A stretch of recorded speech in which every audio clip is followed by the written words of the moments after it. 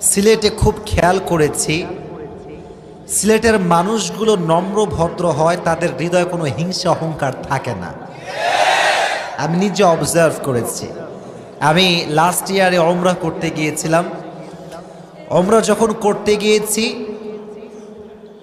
একদম বাইতুল্লাহর সামনে দেখবেন যে চতুর্পাশে গোল এরিয়া, সেকেন্ড ফ্লোর আছে, থার্ড ফ্লোর আছে।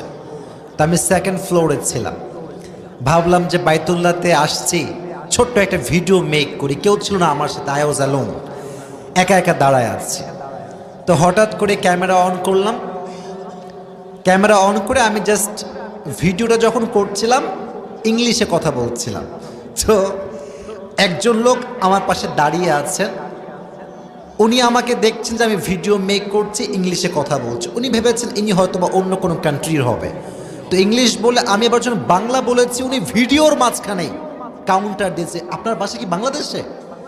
আমি ভিডিও বন্ধ করে দিলাম, বললাম জি ভাই, আমার বাসা Bangladesh, I am from Bangladesh. তো বলছে আই এম ফ্রম সিলেট।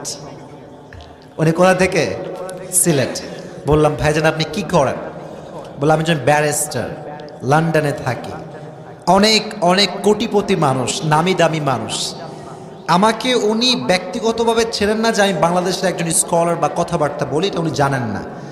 তো যখন উনি আমার সঙ্গে কথা বললেন, কোটি কোটি টাকার মালিক তিনি, এত বড়